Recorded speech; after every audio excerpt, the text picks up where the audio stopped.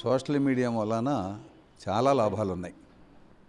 ఎందుకున్నాయనంటే ఇవాళ electronic media కానీ, పత్రికా రంగానికి సంబంధించిన ప్రింట్ మీడియా కానీ ఓ రకంగా పెద్ద పెద్ద సంస్థల చేతుల్లోకి వెళ్ళి వాళ్ళు చెప్పినటువంటి వ్యూస్ మాత్రమే పత్రికల్లో వస్తున్నాయి, కానీ నిజమైన వార్తలు రాట్లా. చిన్న వార్తని పెద్ద వార్తగాను, పెద్ద సమస్యని చిన్న సమస్యగాను వాళ్ళు పక్షపాతంగా చూస్తూ ఉన్నారు. సోషల్ మీడియా అనేది చాలా డెమోక్రటిక్, ప్రజాస్వామ్యం. ఎవరైనా స్వేచ్ఛగా తన అభిప్రాయాలు చెప్పుకోవడానికి ఇప్పుడు వరకు అవకాశం ఉంది. కాబట్టి సోషల్ మీడియా అనేది ప్రజాస్వామిక విధానం కాబట్టి అది ఖచ్చితంగా సమాజానికి చాలా మంచి చేస్తూ ఉంది. కొన్ని లోపాలు, ప్రభుత్వాల లోపాలు కానీ, లేకపోతే కొన్ని డిపార్ట్మెంట్లో జరుగుతున్నాయి కానీ, కొన్ని సంస్థలు జరుగుతున్న లోపాలని ఖచ్చితంగా ఎత్తి చూపిస్తున్నారు. వ్యంగ్యంగా కానీ, విమర్శలు కానీ బ్రహ్మాండంగా చెప్పగలుగుతున్నారు ప్రజలు. లక్షల కోట్ల మంది ప్రజలకు ఒక డెమోక్రటిక్ అవకాశం వచ్చింది సోషల్ మీడియా ద్వారా. కాబట్టి సోషల్ మీడియా చాలా మేలు చేస్తుందనేది నేను మొట్టమొదటిగా చెప్పదలుచుకున్న విషయం. అయితే సోషల్ మీడియాను కూడా దుర్వినియోగం చేసేవాళ్ళు ఉన్నారు. ఆ దుర్వినియోగం చేసే దాంట్లో అధికారులు ఉన్న పార్టీ వాళ్ళు ఉన్నారు, ప్రతిపక్షం వాళ్ళు ఉన్నారు, మతత్వవాదులు ఉన్నారు.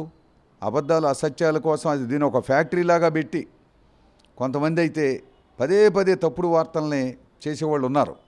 ఏమైనా అధికారంలో ఉన్నటువంటి రాష్ట్రం కానీ, కేంద్రంలో కానీ అధికారంలో ఉన్న వాళ్ళే వీటిని ఎక్కువగా దుర్వినియోగం చేస్తారని నేను చెప్పగలను. మామూలు ప్రజానీకంలో దుర్వినియోగం అనేది చాలా తక్కువ స్థాయిలో ఉంటుంది.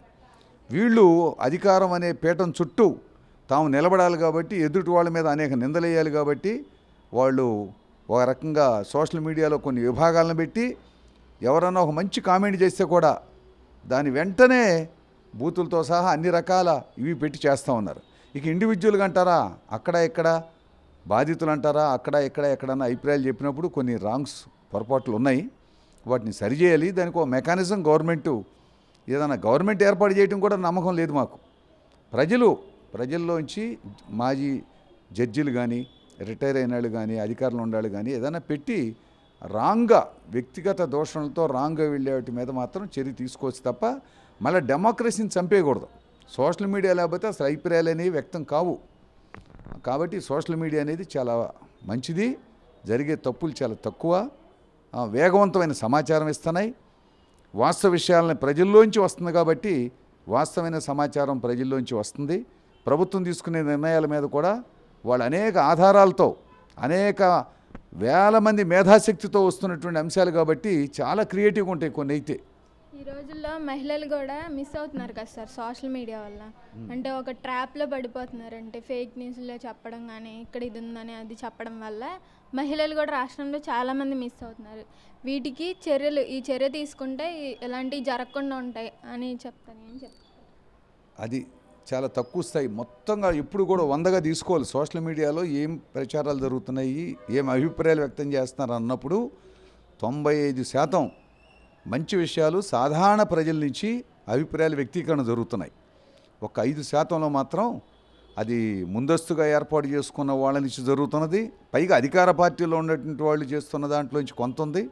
ఇక సమాజంలో అనేక తప్పుదోవ పట్టినటువంటి వాళ్ళు ఇటు ఫేక్ న్యూస్, రకరకాలైన చెత్త చెదారం పెట్టి ఒక మనిషికి తల తీసుకొచ్చి ఇంకోటి పెట్టి చేసేటువంటి మార్ఫింగ్ చేసేవి కూడా వచ్చినాయి. కాబట్టి వాటిని అరికట్టేదానికి ఒక ఏర్పాటు అనేది కనుక చేస్తే దాన్ని కొంత కంట్రోల్ చేయొచ్చు చాలా వరకు. ఇప్పుడు సామాన్య మహిళ నుంచి పెద్ద ఉన్నత స్థాయిలో ఉన్న మహిళలతో సహా అందరూ ఈ వేధింపులకి గురవుతున్నారు సార్ సోషల్ మీడియా వల్ల. ఏ చర్యలు తీసుకోవాలని? అదే నేను చెప్పే కదా, పౌర సమాజంలోంచి తీసుకోవాలండి. దీనికి కూడా కొంతమంది ప్రతి పట్టణంలో, ప్రతి మండల కేంద్రంలో కానీ అనేక మంది ప్రజాస్వామ్యవాదులు ఉంటారు. రిటైర్ అయిన జడ్జిలు, రిటైర్ అయిన ఎంప్లాయీస్, వాళ్ళతో కమిటీ వేసి ఆ కమిటీ పరిశీలన చేసి వాళ్ళ అభిప్రాయాలు వ్యక్తం చేయటం, ఎక్కడ ఎక్కువ తప్పు జరిగిందో వాటిని గుర్తిస్తే దాన్ని ఆ భయం అనేది కొంత తప్పు వార్తలో ఎవరన్నా నాకు ఒక తప్పు వార్త పెట్టారు నిజమని నేను నమ్మేసి కూడా వెళ్ళొచ్చు. మనకి ఎప్పుడైతే అనుమానం కలిగిందో మనం ఆ వార్తను పంపకూడదు, మన వరకు చూసి వదిలేయాలి. కానీ ఇప్పుడు ఏం జరుగుతుందంటే వరుస పెట్టి పంపేస్తున్నారు తెలిసి తెలవక. ఆ రకంగా కూడా కొంత ఎడ్యుకేట్ చేసుకోవాలి.